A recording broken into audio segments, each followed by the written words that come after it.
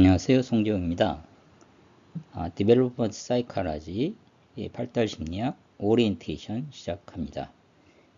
이 강좌는 교육학 전공 심화 과목으로 3학점 3시간으로 운영이 됩니다. 2학년 2학기 때 개설되는 과목으로 1학년 때 교육학 개론과 교육심리학을 선습과목으로 이수한 학생을 대상으로 진행합니다. 먼저 이 강좌의 전반적인 학습 목표를 알아보겠습니다. 발달 심리학 기초 개념, 탐구 주제, 접근 이론, 연구 방법 등을 이해하고 관련 연구 자료를 해석할 수 있다. 생애 발달 단계에 따른 신체 운동 발달의 주요 특징을 이해하고 교육적 시사점을 도출할 수 있다. 생애 발달 단계에 따른 인지 발달의 주요 특징을 이해하고 교육적 시사점을 도출할 수 있다. 생애 발달 단계에 따른 사회 정서 발달의 주요 특징을 이해하고 교육적 시사점을 도출할 수 있다. 생애 발달에 따른 주요 쟁점을 이해하고 교육적 해법을 모색할 수 있다. 5가지입니다. 이 강좌의 주별 진행 계획 알아보겠습니다. 첫째 주에 오늘은 오리엔테이션을 진행합니다. 그리고 둘째 주부터 13주에 걸쳐서 발달 심리학의 주요 내용을 함께 공부하게 됩니다. 그리고 마지막 15주에 기말고사가 있습니다. 발달 심리학에서 다룰 주요 내용은 발달 심리학의 이해, 1. 발달 심리학의 전반적인 성격을 소개하는 시간입니다. 그리고 인간 발달의 신경생물학적 기초, 그리고 4, 5, 6주차에는 영아기와 유아기 발달을 신체운동 발달, 인지 발달, 사회정서 발달 측면으로 나누어 살펴봅니다. 그리고 7, 8, 9주에는 아동기와 청소년기의 발달을 역시 신체운동 발달, 인지 발달, 사회정서 발달로 나누어서 살펴봅니다. 그리고 10주차에 성인 전기, 11주차 성인 중기, 12주차 성인 후기에 대해서 알아보고 13주차는 생애 마지막과 죽음 준비의 장을 공부하게 됩니다. 그리고 14주차에 발달 심리학의 이해에서는 각자 하나의 주제를 선정하여 발표를 하고 이에 대한 토론으로 마무리를 하게 되겠습니다. 일단 이런 대체적인 계획은 그 학기 진행 상태에 따라서 약간의 변동이 있을 수 있습니다. 예를 들어서 4, 5, 6주, 7, 8, 9주를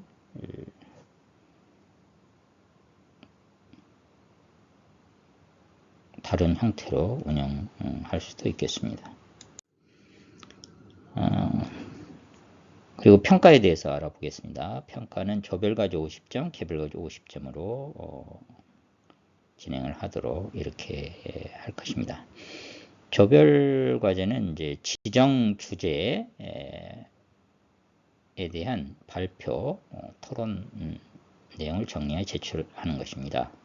제출 자료에는 발표 자료 PPT하고 발표 토론 및 성찰 기록지 를 함께 제출해 주셔야 합니다. 조별로 제출하면 되겠습니다.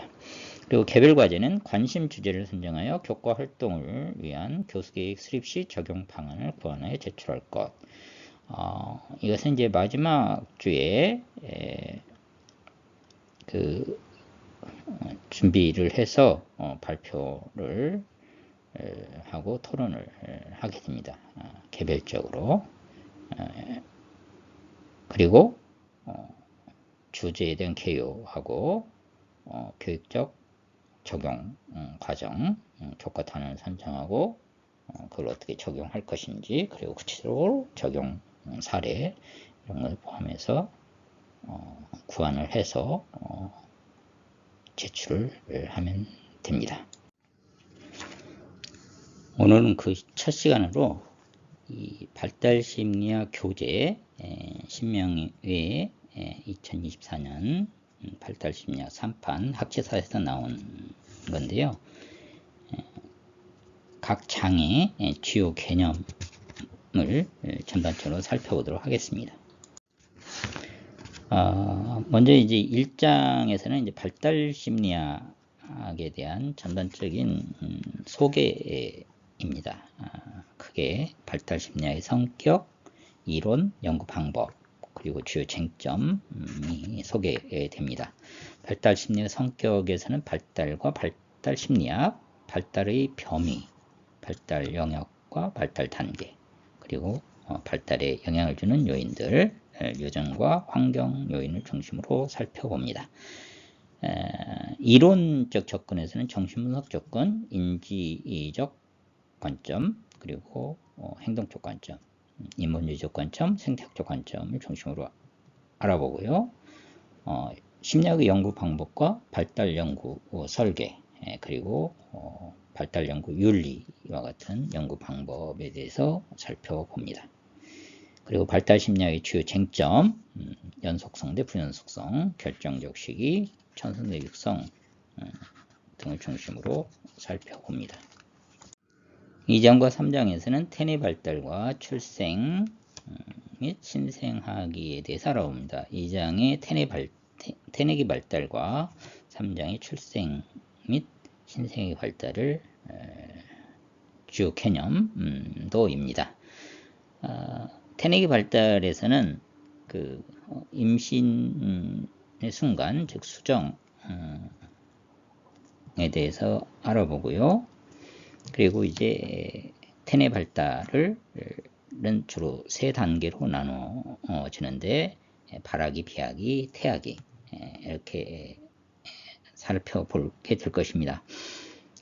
그리고 대부분 아이가 정상적으로 태어나지만 일부는 장애를 가지고 태어나는데, 이러한 장애는 부모로부터 유전적으로 물려받아 발생하기도 하고 태내 환경의 영향을 받아서 일어나기도 합니다. 이러한 태내에서의 기형 발달에 대해서 살펴봅니다. 그리고 3장은 출생 과정과 신생아기 발달에 대해서 소개를 합니다. 세 가지 형태의 분만에 대해서 살펴보고요. 그리고 태아가 경험하는 출생 과정, 그리고 출생한 직후에 그 건강 상태를 체크하는 그 아프가 척도 살펴보도록 하겠습니다. 그리고 이제 출생 후 첫 한 달 동안의 아기를 신생아라고 부릅니다. 이 짧은 기간 동안 아기는 급속도로 성장하며 새로운 환경에 적응해 나갑니다. 아기는 태어날 때부터 무력해 보이지만 이미 많은 능력을 가지고 태어납니다. 생존에 필요한 반사 능력을 모두 가지고 태어나며 오감 또한 이미 충분히 기능을 합니다. 갓 태어난 신생아라 할지라도 볼 수 있고 들을 수 있고 엄마의 냄새가 나는 쪽으로 고개를 돌리고 단맛을 선호하며 주사를 맞을 때 괴로운 듯 울기도 합니다. 뿐만 아니라 이러한 능력을 바탕으로 학습도 가능합니다. 같이 신생아의 신체, 생리 발달, 반사행동, 감각 능력, 학습 능력에 대해서 함께 살펴봅니다. 그리고 주로 이 태내기에서 신생아기 동안의 주요 발달적 쟁점인 태교, 유산, 수유에 대해서 살펴보도록 하겠습니다.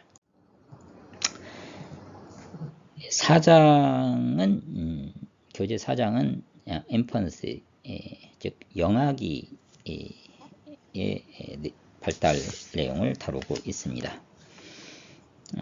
영아라는 단어는 라틴어의 인과 펜트가 결합된 것으로 non 스피커로 해석이 됩니다. 즉 영아기는 말하지 못하는 시기를 의미한다고 볼 수 있습니다. 그러나 영아기는 성장과 발달이 급속하게 일어나며 기본적인 발달의 토대를 마련하는 경이로운 시기입니다. 생후 2년까지 영아기는 인간의 전 생애적인 관점에서 볼 때 매우 짧은 시기이지만 이 시기의 발달은 매우 빠른 속도로 이루어집니다. 또한 영아의 발달과 경험은 신체적, 인지적, 심리, 사회적 발달의 기초를 형성하며 전 생애에 걸쳐 영향을 미치게 됩니다. 영아기는 급속한 신체적 성장과 더불어 운동 능력에 있어서도 눈에 띄는 변화를 보여줍니다. 이러한 신체 발달로 인해 점차 타인에게 덜 의존하는 독립적인 존재로 성장해 갑니다. 또한 뇌와 신경계의 발달이 빠르게 이루어지며 인지능력, 언어능력에도 큰 발달을 보입니다. 감각기관을 통해 주변 환경을 탐색하고 이해하며 언어를 통한 의사소통이 가능해집니다. 특히 영아는 양육자와 정서적 유대감을 형성하며 향후 심리, 사회적 발달의 토대가 되는 생애 최초의 사회적 관계 및 맺음을 경험합니다. 이와 같이 영아기에 일어나는 그 주요 특징들, 발달 특징들을 살펴보고 주요 쟁점으로 여성 취업과 육아 그리고 타인 양육에 대해서 알아보겠습니다. 다음은 유아기입니다. 3살 버릇 8까지 간다라는 속담이 있습니다. 어릴 적 몸에 맨 버릇은 늙어서도 고치기 힘들다는 의미로 습관을 형성하는 유아기가 건강한 인간으로 살아가는데 매우 중요함을 나타내는 말입니다. 유아기는 신체, 인지, 언어, 정서적으로 많은 발달이 이루어지는 시기입니다. 유아는 잠시도 가만히 있지 못하고 끊임없이 움직이고 놀이를 하면서 성장합니다.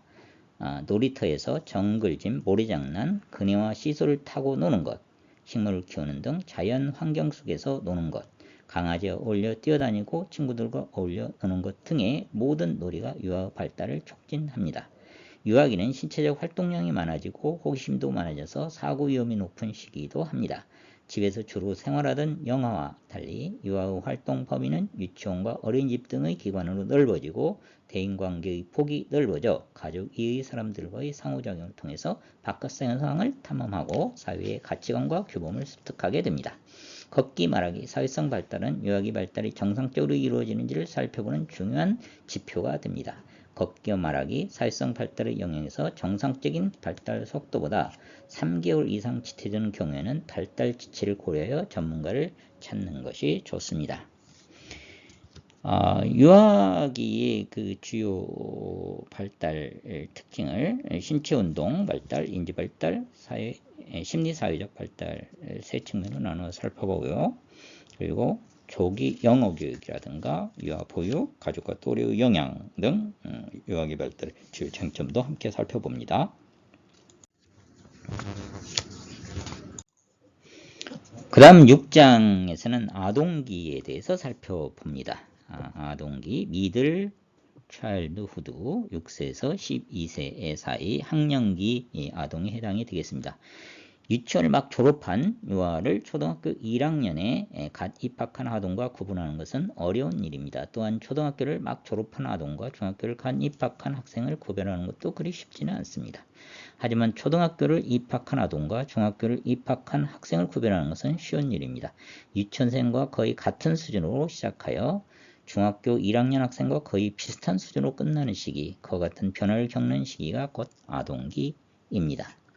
아동기 신체 성장 곡선은 영유아기나 사춘기와 비교할 때 비교적 완만한 형태를 보입니다. 비록 정상 속도는 둔화하지만 이 시기에도 신체 성장은 꾸준히 지속됩니다. 학교 생활을 시작하면서 아동의 인지 능력은 급격한 변화를 겪습니다. 삐뚤삐뚤한 글씨체로 단순한 생활일기를 썼던 아동은 아동기 후반에 이르러 자신의 느낌을 진솔하게 담은 아름다운 시를 쓰는 시인이 되기도 합니다. 또한 담임선생님과 또래 친구를 만나면서 새로운 인간관계를 만들어 나가고 그만큼 심리사회적 발달도 경험하게 됩니다. 이 장에서는 신체운동 발달, 인지발달, 사회심리발달의 주요 발달 특징을 살펴보고 자폐 스펙트럼, ADHD, 학습장애, 게임 중독, 성조숙증과 같은 쟁점도 함께 살펴봅니다. 다음 7장은 청소년기입니다. 연령상 보통 우리가 1319 세대라고 해서 청소년 관련 전화에도 1319라는 전화번호를 많이 쓰죠. 청소년, 즉 어덜러선스 어원은 라틴어 어덜레세레에서 유래된 말로 성장한다, 성숙해지기에 성장해 간다 라는 의미를 갖고 있습니다. 청소년기를 언제로 보는가 하는 것은 다소 견해 차이가 있는데, 청소년 기본법에서는 9세에서 24세까지로 보고 있고, 청소년 보호법에서는 만 19세 미만으로 규정하고 있습니다. 이 책에서는 일반적으로 발달 심리학에서 규정하고 있는 것처럼 청소년기를 중학교에 입학하는 13세에 시작하여 고등학교를 졸업하는 19세로 보고자 합니다. 청소년기를 나타내는 다양한 용어가 있는데 과도기, 심리적 이유기, 주변인 등이 있습니다. 과도기는 미숙한 아동에서 성숙한 성인으로 가는 상태를 의미하고, 심리적 이유기는 청소년기의 자의식의 발달로 부모의 간섭에서 벗어나 스스로 판단하고 행동하는 성향을 심리적으로 젖을 떼는 이유기로 표현한 것입니다. 또 주변인은 아동도 아니고 성인도 아니며 어느 쪽에도 소속되지 못한다는 의미를 내포하고 있습니다. 또한 청소년기를 표현한 대표적인 용어로 사춘기가 있습니다. 사춘기는 봄을 생각하는 시기로, 봄은 새싹이 돋고 꽃이 피는 따뜻한 계절이지만 갑작스러운 꽃샘추위가 나타나는 등 날씨의 변화가 심합니다. 사춘기가 되면 봄에 새싹이 돋고 꽃이 피듯 어른으로 성숙해질 준비를 하지만 기대감과 불안감으로 많은 혼란을 겪기도 합니다.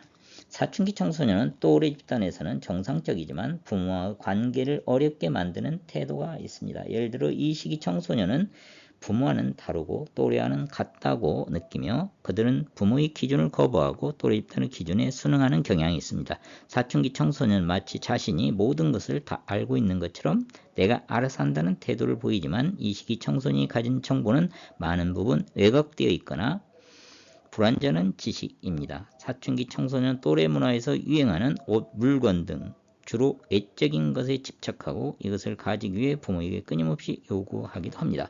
청소년 친구들과 함께 어울리기를 좋아하는 반면 혼자 있기도 좋아하여 몇 시간씩 혼자만의 시간을 보내기도 하는 상반적인 태도를 보입니다. 청소년기는 신체 정서적인 변화를 많이 겪는 불안정한 시기이지만 아동기에서 성인기로 도약하는 전환기입니다. 청소년기는 앞으로 독립된 성인으로 성장하기 위한 각자의 진로와 미래를 준비하며 새로운 가능성을 꿈꿀 수 있는 시기이기도 합니다. 여기에서는 신체운동 발달, 인지발달, 사회 심리적 발달과 관련된 청소년기의 주요 발달 특징을 살펴보고, 주요 쟁점으로 흡연과 음주, 학교폭력, 그리고 자살 등에 대해서 살펴보도록 합니다. 8장에서는 성인 전기를 다루고 있습니다. 연령대는 20세에서 40세까지로 보고 있습니다. 성년기는 언제부터 시작되는가? 이에 대해서는 다양한 견해가 있습니다. 법적으로 봤을 때 우리나라 민법에서는 19세를 성년이 되는 나이로 정하고 있습니다. 성년기는 생물학적, 심리적, 사회적으로 성숙이 이루어지는 시기를 의미합니다. 생물학적 성숙은 생식이 가능한 것을 포함하여 신체적으로 완전히 성장했음을 의미하고 18, 21세경에 완성됩니다. 심리적 성숙은 정체감을 획득하고 부모로부터 독립하여 가치관을 확립하고 타인과 친밀한 관계를 맺을 수 있는 것을 말합니다. 사회적 성숙은 개인이 가정을 떠나 결혼을 하고 가정을 꾸리고 스스로를 부양할 수 있을 때 이루어집니다. 성인기를 구분짓는 명백한 연령을 규정하기는 어려우나 이 책에서는 일반적으로 발달 심리학을 규정하는 것처럼 성인 전기를 20세경에 시작하여 40세경으로 끝나는 것으로 봅니다. 부모의 집에서 떠나는 것, 교육을 마치는 것, 직업을 갖는 것, 경제적으로 독립하는 것, 그리고 성적으로 또 정서적으로 한 사람과 장기간 친밀한 관계를 형성하고 자신의 가정을 가지는 것이 성인기에 진입에 타는 기준이 될 수 있습니다. 그러나 원래는 20대 중반까지도 많은 사람이 당신이 성인기에 도달했다고 생각하는가라는 질문에 대하여 그렇기도 하고 아니기도 하다라고 답하는 경향이 있습니다. 20대 후반과 30대 초반에서 3분의 1의 사람들이 자신이 아직 완전하게 성인이기로 이행하지 않았다고 답하였습니다. 우리나라 18세에서 39세 남녀 2,583명을 대상한 연구에 따르면 남성들은 30세, 여성들은 28세에 성인기가 시작된다고 인식하고 있었습니다. 또 다른 연구에서는 10대 후반에서 20대 중반까지 젊은이들이 부모의 감독에서 벗어나지만 아직 성인의 역할을 하지 않는 성인기 진입 단계를 경험한다고 하였습니다. 이 시기는 정체성 탐색의 시기, 불안정의 시기, 자기중심적인 시기, 사이에 낀 시기, 가능성의 시기로 설명이 되기도 합니다.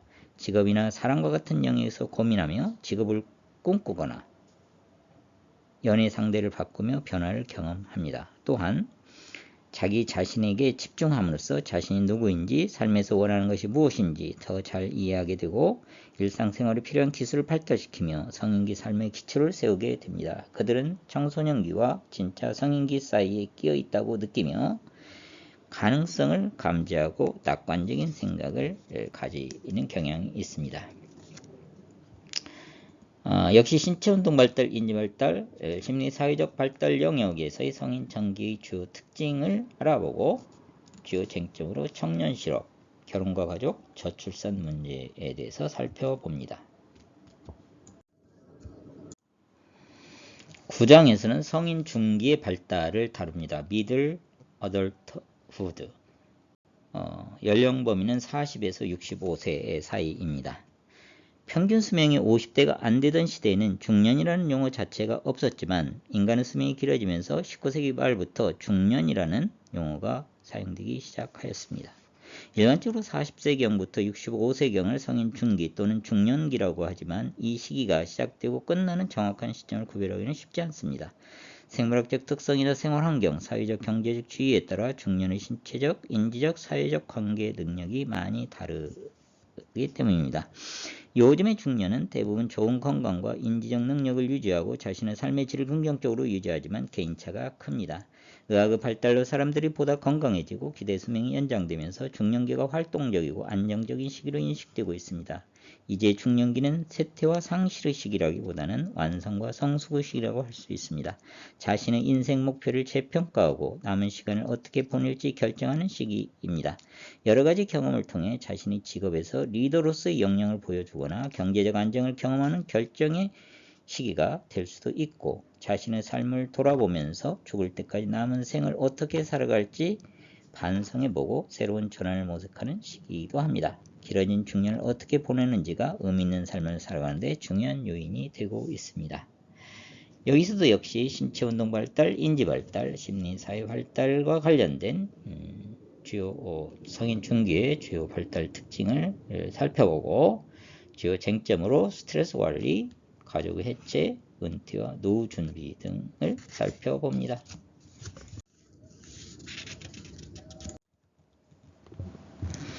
10장에서는 노년기의 시작, 노년기에 대해서 살펴봅니다. 노년기는 65세 이후 연령에 해당한다고 보겠습니다. 노년기의 시작점에 대한 견해는 다양합니다. 예컨대 고용상 연령차별금지법 및 고령자 고용촉진에 관한 법률에서는 55세, 국민연금법에서는 노령연금 수급권자를 60세로, 그리고 고령 인구 비율 구성은 65세를 기준으로 노년기의 시작점을 규정합니다. 그러나 노년기를 생활연령으로 분류하기보다는 동일 연령대의 신체적 사회적 환경과 비교하여 얼마나 잘 기능하고 있는지에 따라 분류하는 것이 바람직하다는 견해가 확산되고 있습니다. 예를 들어 건강한 90세 노인이 건강하지 못한 65세 노인보다 기능적으로 더 젊다고 보는 것입니다.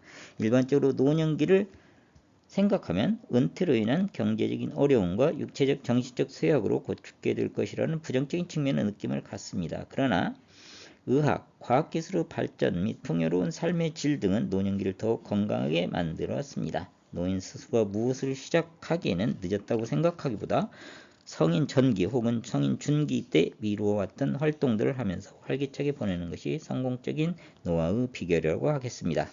한편 의학과학기술의 발전 및 유전적 환경적 요인 등으로 인해 인간의 수명이 늘어남에 따라 노년기는 인생의 약 3분의 1가량에 해당될 만큼 낮았습니다.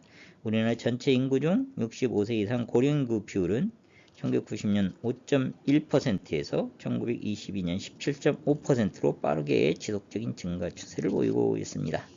이미 한국 사회는 2000년에 고령화 사회에 진입하였고 2020년에는 65세 이상 고령 인구 비율이 15.7%로 고령 사회에 진입하였으며 2025년에는 20.6% 초고령 사회에 도달할 것으로 예측되고 있습니다. 따라서 한국의 인구 피라미드 구조는 2022년 현재 항아리형이지만 약 20년 후인 2040년경에는 젊은 세대가 급격히 감소하고 2070년경에는 노인 인구 비율이 높은 역피라미드형이 될 것으로 예측되고 있습니다. 이러한 인구 고령화는 노동 생산성 감소에 따른 경제의 저성장, 사회복지 부담 증가, 국가 경쟁력 약화 등 다양한 문제가 예상됩니다. 이 장에서는 신체운동 발달, 인지발달, 사회심리 발달 측면에서의 노년기의 발달 특징을 살펴보고 아울러 주요 쟁점으로 노인 자살과 우울, 노인 학대와 노년기 정책, 죽음과 안락사 등에 대해서 구체적으로 살펴봅니다. 마지막 11장은 생의 마지막과 죽음 준비라는 장입니다. 여기에서 핵심 주제는 죽음입니다. 우리 모두는 결국 생을 마감합니다. 죽음은 모든 인간에게 나타나는 보편적 현상으로 죽음을 피할 수 있는 사람은 아무도 없습니다. 18세기 영국에서는 1000명 중 400명이 2세 이전의 죽음을 맞이하는 등 모든 아기의 3분의 1이 유아기 때 사망했으며 모든 아동의 절반이 10세가 되기 전에 사망했습니다. 그러나 의학과 과학기술의 발전으로 2020년 영국 인구 1000명당 사망률은 10.4명, 우리나라 인구 1000명당 사망률은 5.9명밖에 안 될 정도로 사망률이 줄어들고 인간의 수명이 늘어났습니다. 이렇게 수명이 길어지고 사회 고령화가 심화되면서 사람들은 죽음을 노년기에 나타나는 것을 생각하고 젊어서는 죽음을 거의 인식하지 않고 살아갑니다. 이제는 죽음이라는 것보다는 건강 치유, 평균 수명, 노년 복지 등을 중요하게 생각하게 되었습니다. 그러나 우리는 가족과 주변 사람들의 죽음을 경험하면서 나도 언젠가는 죽을 것이라는 것을 자각합니다. 모든 삶이 다르듯이 죽음도 다 다르다. 우리는 인생의 마지막 작별을 제대로 잘 해내기 위해 죽음을 올바르게 인식하고 대처하는 데 관심을 가질 필요가 있습니다. 대표적인 내과 교과서 중 하나인 해리슨의 내적 의학의 원리, Harris Principles of Internal Medicine에서는 2005년부터 고통 완화와 생의 마지막 치료 부분이 1장에 등장하고 있습니다. 임상 의사들이 의학 공부에서 삶을 다루는 첫 번째 주제로 죽음이 등장한다는 것은 그만큼 죽음이 삶에서 가장 중요하게 다뤄져야 하는 인생의 마지막 단계임을 의미합니다.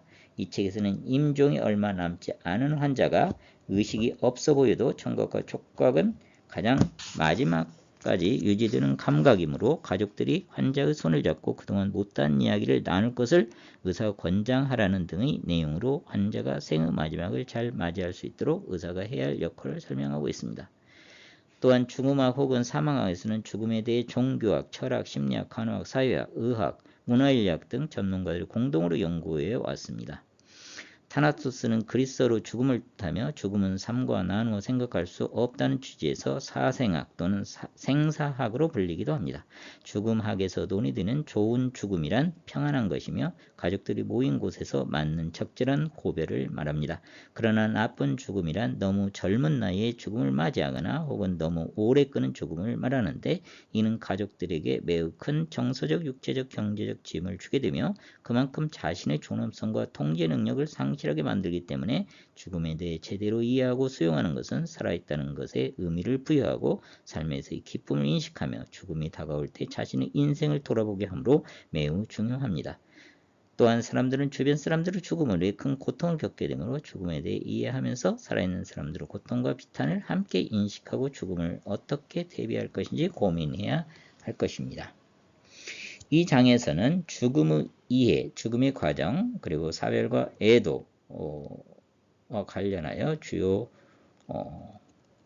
그 내용을 살펴보도록 할 것입니다. 그리고 주요 쟁점을 안락사, 호스피스 제도, 장기 기증 등에 대해서도 함께 살펴봅니다. 오늘 첫 시간 수고하셨습니다. 감사합니다.